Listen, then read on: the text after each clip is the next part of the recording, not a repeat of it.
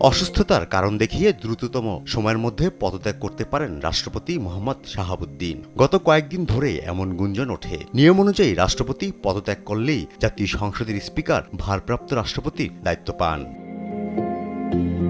এদিকে রাষ্ট্রপতির পদত্যাগের এই আলোচনার মধ্যেই নির্ধারিত সময়ের 2 দিন আগেই থাইল্যান্ড থেকে দেশে ফিরেছেন জাতীয় সংসদের স্পিকার হাফিজউদ্দিন আহমদ। চিকিৎসার জন্য 19 জুলাই থাইল্যান্ডের রাজধানী ব্যাংককে যান স্পিকার। 26 জুলাই তার দেশে ফেরার কথা ছিল, কিন্তু শুক্রবার দুপুর 12:15টার দিকে থাই এয়ারওয়েজের একটি ফ্লাইটে ঢাকার হযরত শাহজালাল আন্তর্জাতিক বিমানবন্দরে অবতরণ করেন স্পিকার হাফিজউদ্দিন আহমেদ।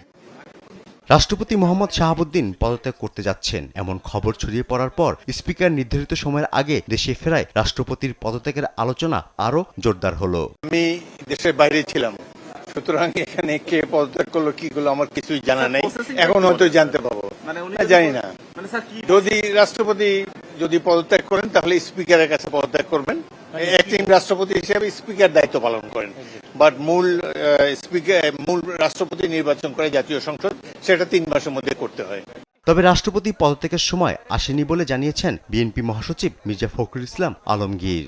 কথা গুজবে আমি বিশ্বাস করি না, আর পত্র পত্রিকা পড়ে তো রাজনীতির কথা বলা যাবে না।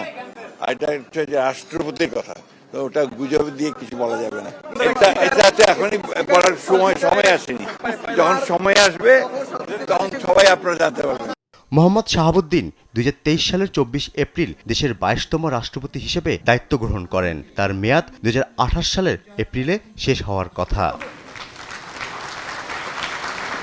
2024 সালের 5 আগস্টের পর বিভিন্ন রাজনৈতিক দল থেকে রাষ্ট্রপতি মোহাম্মদ শাহাবুদ্দিনের পদত্যাগের দাবি ওঠে। এছাড়া ত্রয়োদশ জাতীয় সংসদের প্রথম অধিবেশনে রাষ্ট্রপতির ভাষণের সময় বিরোধী দল প্রতিবাদ জানায়। সংবিধান অনুযায়ী রাষ্ট্রপতির পদ শূন্য হওয়ার পর 90 দিনের মধ্যে জাতীয় সংসদ নতুন রাষ্ট্রপতি নির্বাচন করবে।